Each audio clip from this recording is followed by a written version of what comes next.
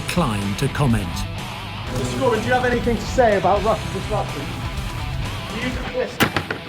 Do you help those attack our election, Mr. Gordon? Goodbye. Boris Johnson has always sought to play down the importance of the Intelligence Committee's Russia report, suggesting there was little in it. It's hard to avoid the conclusion, though, that when it's published next week, people may well feel they've already heard enough about Russian dirty tricks, and that after today's revelations, Labour have as many questions to answer as Boris Johnson and the Conservatives. 5 years after she fled London with 2 other schoolgirls to join the Islamic State group in Syria, the Court of Appeal has ruled Shamima Begum should be allowed back into the UK. The judges said her return was necessary to allow her to fairly contest the removal of her British citizenship, a decision made last year on national security grounds. The family and supporters have welcomed the judgment, saying Ms Begum is a step closer to being safe. Others have warned it sets a dangerous precedent that could see foreign-based extremists coming to the UK to pursue legal action. Here's our Home Affairs correspondent, Dominic Casciani. When Shamima Begum left for Syria, she hadn't even taken her GCSEs. But last year she was deemed too dangerous to be allowed back to the UK after expressing support for the Islamic State group to journalists. Today's unprecedented ruling means the government may now be forced to bring her home. Lord Justice Flo said Miss Begum had been denied a fair opportunity to present her defence against losing her nationality because she was stuck in a refugee camp. She should be allowed to return, he said, subject to any controls the Home Secretary saw fit.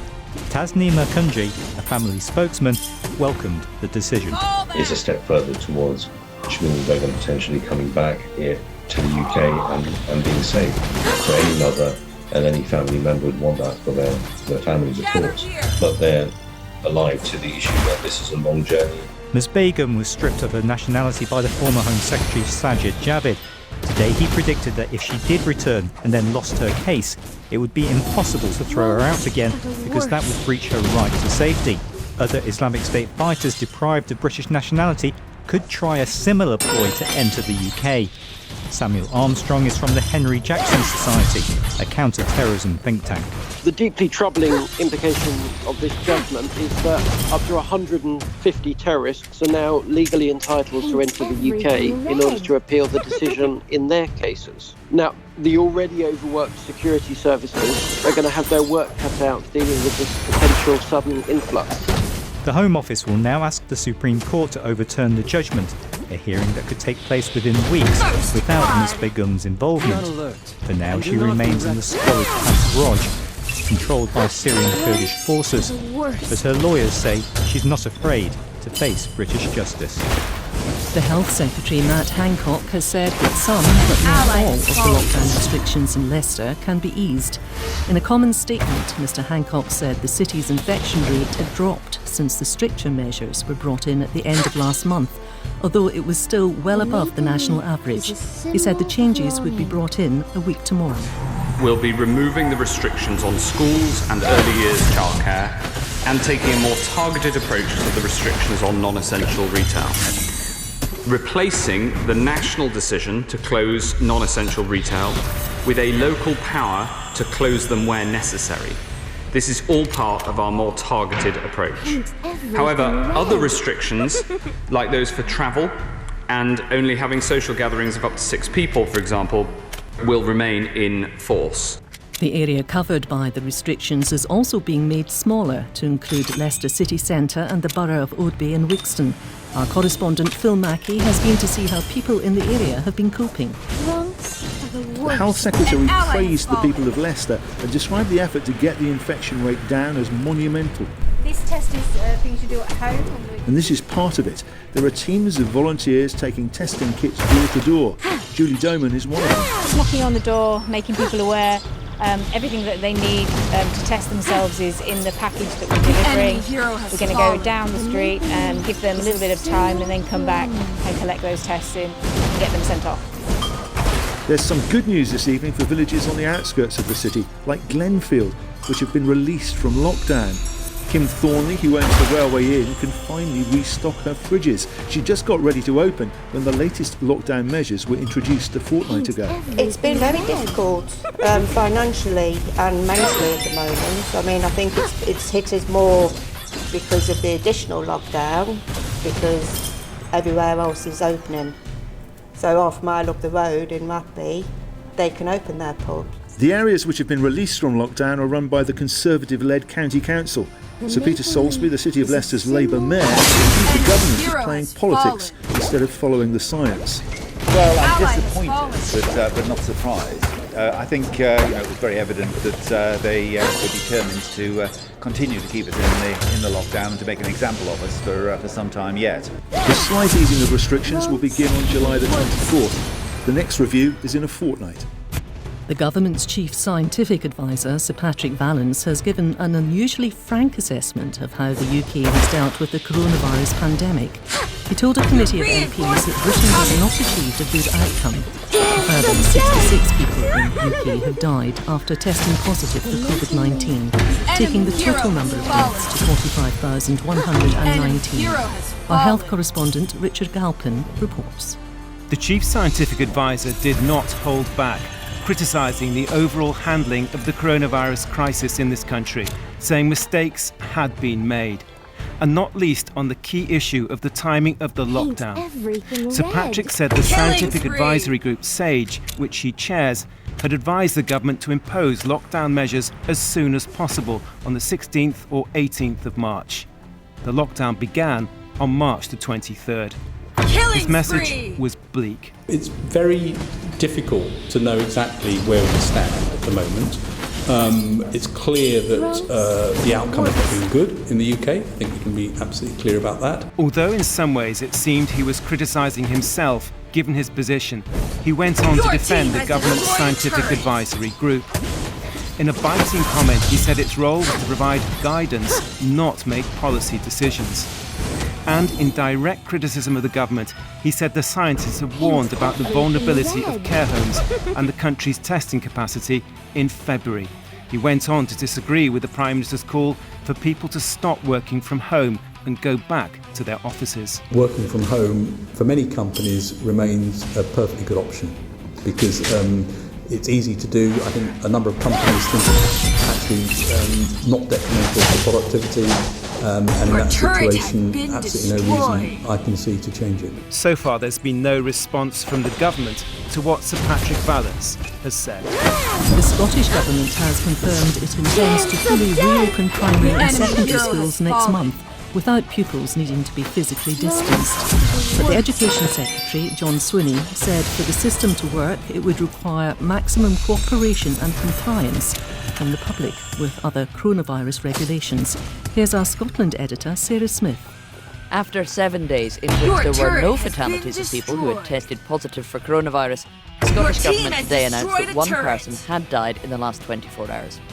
Nonetheless, First Minister Nicola Sturgeon says the figures do show that Scotland is making progress toward the elimination of the virus. One consequence of the low transmission rate should be that Scotland's schools will be able to return to full-time education on the 11th of August, without the need for physical distancing between pupils in primary or secondary schools. John Swinney is the Secretary for Education. This advice remains conditional on general community factors such as reductions in infection rates, confidence in surveillance measures, and a process for handling local outbreak, all of which will be informed by the advice of the COVID-19 Advisory Group on Education and Children's Issues. Face coverings will not be required for all students. Teachers will have to stay 2 metres away from children and other adults, covering their faces if they're in closer contact with pupils. Schools will have to make sure everybody washes or sanitises their hands on arrival. They must minimise the sharing of books and equipment, and higher risk activities like assemblies, choirs and gym classes will not be reintroduced immediately. Encouraging early results from clinical trials have raised new hopes of an effective coronavirus vaccine. Studies in the United States and the UK suggest several experimental vaccines produce a good immune response in volunteers without serious side effects. Nearly 24 coronavirus vaccines are in clinical trials, while another 140 are in early development.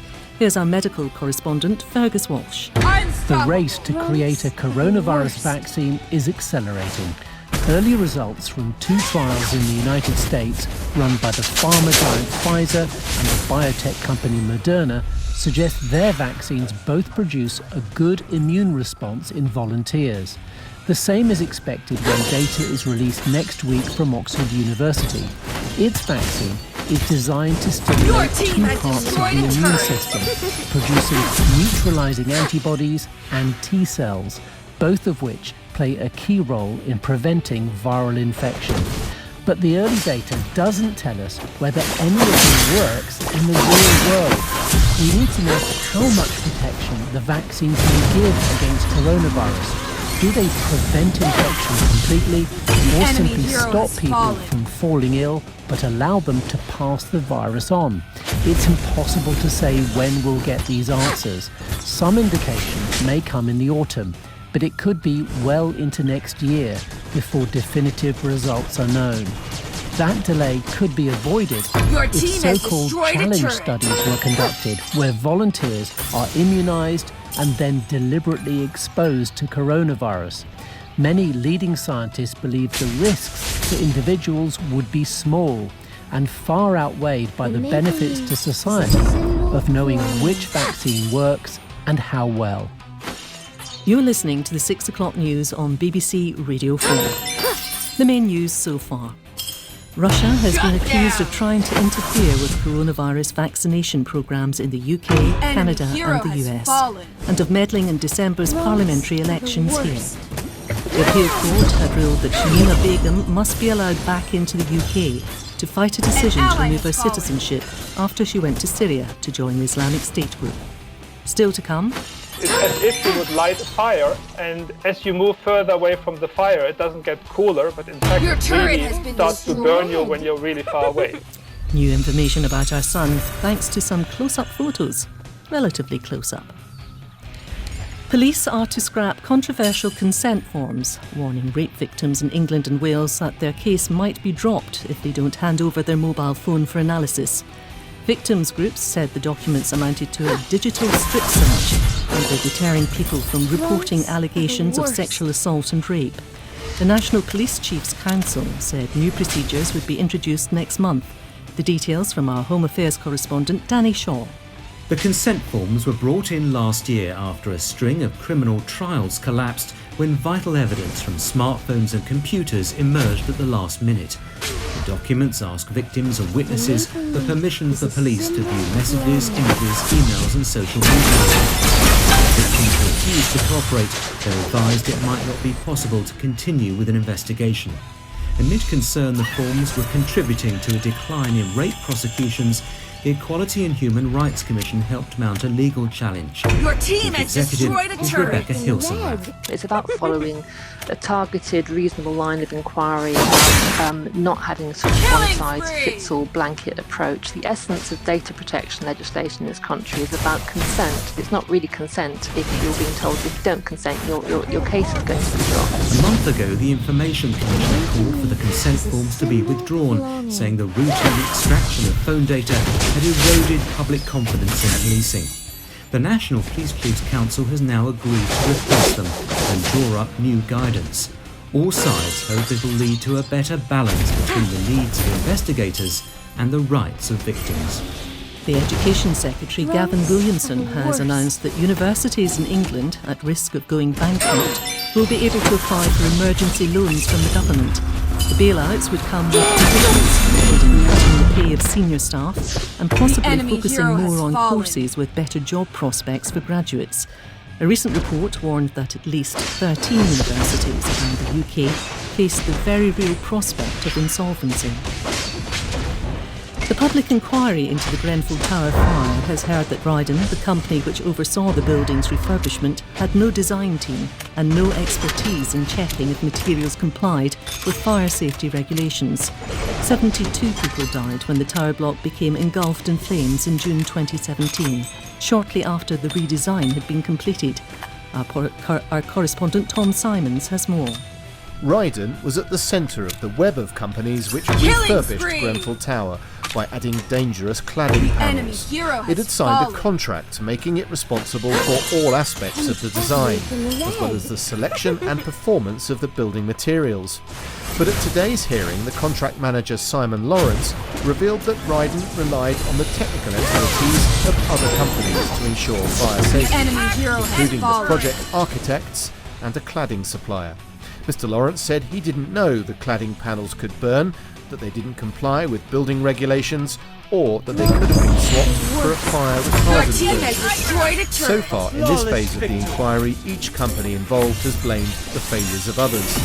Only the council, which owns the tower, has accepted it should have spotted the fire risks once the work had been completed. A health regulator has demanded urgent improvements at an NHS trust that's at the centre of the UK's largest inquiry into maternity care. Inspectors from the Care Quality Commission suggested that poor care had been normalised at Shrewsbury and Telford NHS Trust. They said they didn't have confidence